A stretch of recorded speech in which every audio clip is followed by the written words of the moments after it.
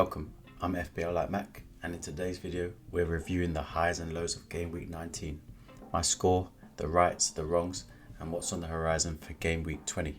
If you haven't already checked out my video on the best picks for the next 3 game weeks, make sure you do. There's some great differential picks that could give your team the edge. But now, let's get into how I did in game week 19. A respectable 85 points this week. My safety score was 80, so I edged it by just 5 points, and that's earned me a rise of 35k, leaving me just 9 points off the top 100k. It was a disappointing end to the game week. Going into the final game on Wednesday, I was on 79 points before Odegaard, Gabriel and Raya had played. I thought I was on course for my first 100 plus pointer, but unfortunately it wasn't meant to be. Let's break down the key highlights and challenges from game week 19. Alexander-Arnold finally delivered for me. Owning him has been frustrating. Defensively, he's been solid with 7 clean sheets this season, but let's be honest, that's not why we pay a premium for Trent. We want those attacking returns, and before this week, he'd managed just 1 double-digit haul in 19 games. So, to see him come away with a clean sheet and a goal, it feels like that's a just reward for being so patient with him. Now for my captain.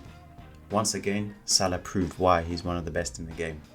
1 goal, 2 assists, he's now registered at least a goal and an assist in 8 out of 19 games this season.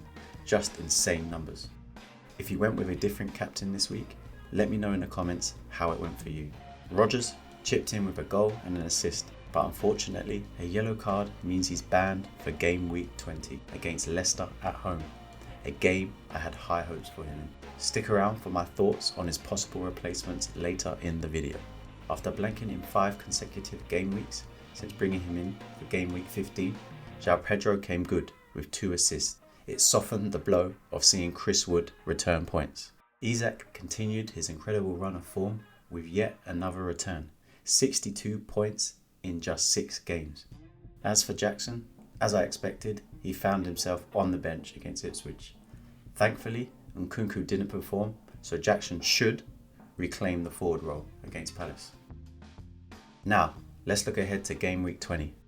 My only major concerns are Rodgers, who returned against Brighton but picked up a 5th yellow card and is now suspended for what would have been a great fixture against a struggling Leicester side. Fortunately, my bench has options, so I'm not forced into a transfer, and has been valued for money at his cheap 5 million price tag. A total of 88 points for the season makes that 5.06 points per 90, ahead of more expensive picks like Bruno and Bowen. It's safe to say Rodgers won't be at this price next season. Let's move on to my future transfers. I've got 1 free transfer to use, and here's where my head's at. I'm still debating whether to make the move for Timothy Castagne. His upcoming fixtures look promising, and with Tete sidelined, Castagne could see plenty of minutes. He grabbed an assist in game week 18 and kept a clean sheet in 17, so there's real potential for more returns. The question is, should I transfer out O'Shea or Mykolenko? It feels like a sideways move. Mykolenko has shown he's capable of clean sheets, and Everton's defence has been solid against any opposition. So I'm holding off on this transfer for now and monitoring price changes. Next, I've got to hold my hands up. Maybe I made a mistake with Odegaard. After Saka's injury, I narrowed my choices to Odegaard or Bruno. And while I'm up 6 points on that decision, I'm starting to question if Odegaard is truly an FPL asset outside of penalties. And then there's Gordon, arguably the one I missed. He's returned in his last 4 games and faces a defensively shaky Spurs side who play a high line, perfect for Gordon on the counter. Gordon also has 3 home games and an away fixture at Southampton in the next 5 game weeks. Here's how my team shapes up for game week 20. Raya stays in goal. His low XGC of 0.29 away to Brentford on Wednesday wasn't enough to keep a clean sheet. However, it's a stat that has been higher in previous games and it's still seen him come away with one, so we can consider ourselves to be unlucky there. He remains a solid option for upcoming fixtures.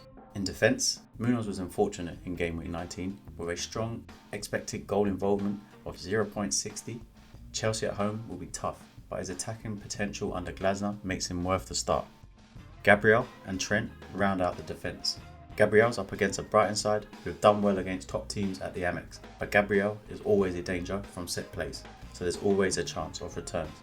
Trent completes the lineup, up against a Man United side who are struggling to say the least. I couldn't believe the words relegation battle were used alongside Man United, but looking at the table, they are only 7 points off 18th place, and it's fair to say all the teams just below them have picked up some form of late. Trent will be looking to add to his 1 goal and 4 assists this Sunday. The midfield sees Odegaard alongside Salah. Chelsea's midfield double up with Palmer and Enzo is risky, but with Rodgers suspended, my hands are tied, and the form Rodgers is in, I'm not prepared to move him completely. Palmer's XGI of 0.74 and Enzo's 0.93 last game week gave me confidence. Palmer hit the post and saw a great save from the Ipswich goalkeeper to deny another. Against a Palace side Chelsea historically dominate, could this be win number 14 in 15 games for the Blues against Palace? Up top, no changes. Jackson I expect to see back in the starting lineup for Chelsea. Isak has returned in 6 games in a row. Can he make it 7 against a Spurs side who have defensive issues, with Udogie another name on the injury list? Can Isak capitalise on their inexperienced backline? And Salah retains the captain's armband. He's now returned in 11 consecutive Premier League games. With a home fixture against a United defence that's conceded 7 goals in their last 3 matches, I see no other option but to back him again. And that's my team for Game Week 20. What do you think? Any changes you'd suggest? Let me know in the comments below. Don't forget to like, subscribe and hit the notification bell to stay updated on all things FPL. Good luck this game week and I'll see you in the next video.